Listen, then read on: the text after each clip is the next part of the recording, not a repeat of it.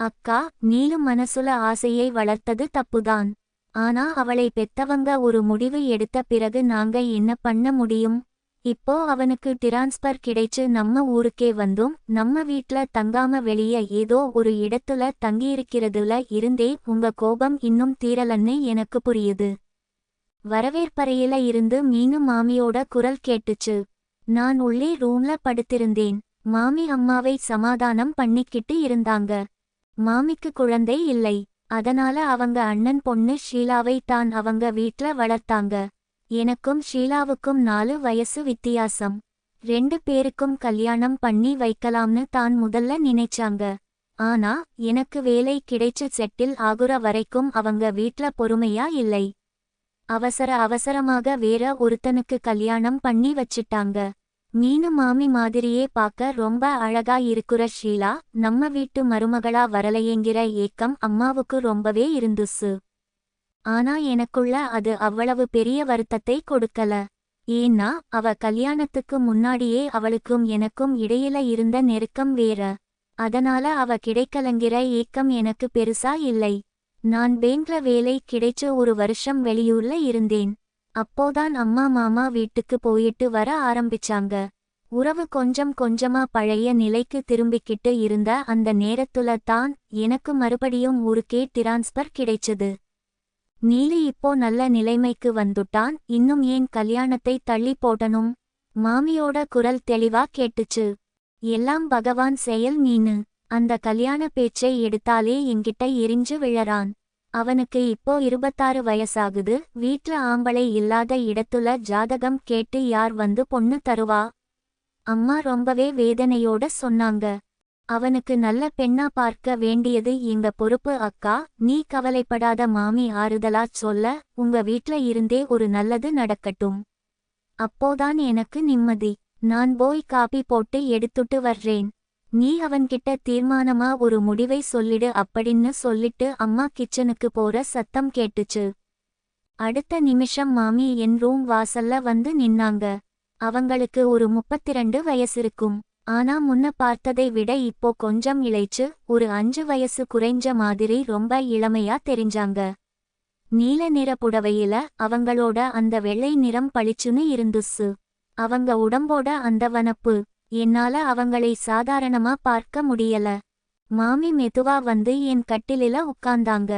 நீ நம்ம வீட்டுக்கு வராம வெளியில இருக்கிறத பார்த்தா உனக்கு இன்னும் கோபம் தீரல போல தோணுது. மாமி கேட்டப்போ என் கண்கள் அவங்க முகத்தை பார்க்காம அவங்க மூச்சு வாங்கும் போது லேசாக ஏறி இறங்குற அந்த மார்பகங்கள் மேல நிலைச்சிருந்தது. என்ன சொல்றதுன்னு தெரியாம ஒரு நிமிஷம் என் பதில் தொண்டைக்குள்ளேயே நின்னுடுச்சு. ஷீலுவை உனக்கு தரக்கூடாதுன்னு நாங்க எதுவும் தடுக்கலடா. அக்காவுக்கு அந்த உண்மை புரிஞ்சிருச்சு. உனக்கு மட்டும் அப்படி என்ன கொம்பு முளைச்சிருக்கு? மாமி கொஞ்சம் கடுப்பா கேட்டாங்க. நான் அப்பவும் அமைதியாவே இருந்தேன். உன் சம்மதம் எதுக்கு? இனிமே நீ நம்ம வீட்டுல தான் வந்து தங்க போற. சாயந்திரம் 2 பேரும் சேர்ந்தே கிளம்புறோம். அவங்களே ஒரு முடிவா சொல்லிட்டு எந்திரிச்சு நடந்தாங்க. அவங்க திரும்பி நடக்கும்போது வலிய வந்து மாட்டிக்கிறியே அப்படின்னு நான் எனக்குள்ள மெதுவா முணுமுணுத்தேன். அது அவங்க காதுல விழுந்துருச்சு போல. வாசலுக்கு போனவங்க சட்டுன்னு திரும்பி என்னை ஒரு பார்வை பார்த்தாங்க. அந்த பார்வையில ஒரு முறைப்பு இருந்தாலும் அவங்க உதட்டுல ஒரு சின்ன புன்னகை ஒளிஞ்சிருக்கிறத நான் கவனிச்சேன். சாயந்திரம் கிளம்பிட்டோம். அம்மா ரொம்ப சந்தோஷமா எனக்கு இப்போ தான் நிம்மதியா இருக்கு மீனு அப்படின்னு சொல்லி வழியனுப்பி வச்சாங்க. நாங்க ஏறினது ஒரு super fast bus. Ticket rate அதிகம்ங்கிறதால கண்டக்டர் தொண்டை கிழிய கத்தியும் ஒரு 10 பேர் தான் பஸ்ல இருந்தாங்க. வண்டி கிளம்பிருச்சு.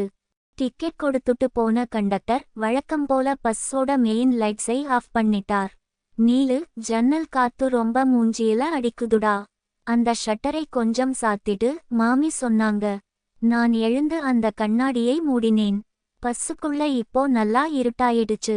அந்த இருட்டு எனக்கும் மாமிக்கும் நடுவுல ஒரு எதிர்பாராத நெருக்கத்தை உருவாக்குற மாதிரி இருந்துச்சு. அவ கிடைக்கலைன்னா என்னடா, வேற பொண்ணே இல்லையா? இல்ல உன் மனசுல யாராவது இருக்காங்களா சொல்லு அப்படின்னு கேட்டுக்கிட்டே எங்களுக்கு நடுவுல இருந்த அந்த சீட் கைப்பிடியை தூக்கி விட்டுட்டு எனக்கு இன்னும் கொஞ்சம் நெருக்கமா வந்து உட்கார்ந்தாங்க மாமி. அவங்க தொடை என் தொடையோட லேசாக உரச ஆரம்பிச்சது. அந்த தொடுதல்ல என் உடம்புல ஒரு சின்ன நடுக்கம். என் மனசுக்குள்ள என்னமோ பண்ணுச்சு. நீலு, நாம போய் சேர எப்படியும் 9 மணியாகிடும். நான் கொஞ்ச நேரம் அப்படியே தூங்குறேன் அப்படின்னு சொல்லிட்டு மாமி மெதுவா என் தோள்பட்டையில தலையை சாச்சுக்கிட்டாங்க. அவங்க முகத்தோட அந்த லேசான வாசம் என் மூக்கை துளைச்சது.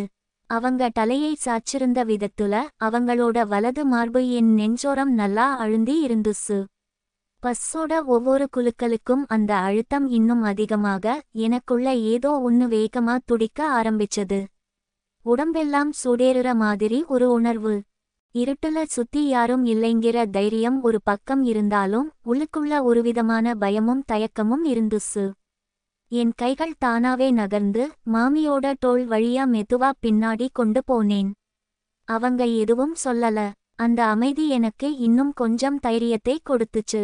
என் கையை இன்னும் கொஞ்சம் நகர்த்தி அவங்களோட இடது மார்பகத்து மேல லேசாக வச்சேன். என் கைப்படும்போது மாமி தூங்குற மாதிரி அப்படியே கண்ணை மூடிட்டு தலை குனிஞ்சே இருந்தாங்க. ஆனா அவங்க மூச்சு விடுறது ரொம்ப வேகமா இருந்ததை என்னால உணர முடிஞ்சது.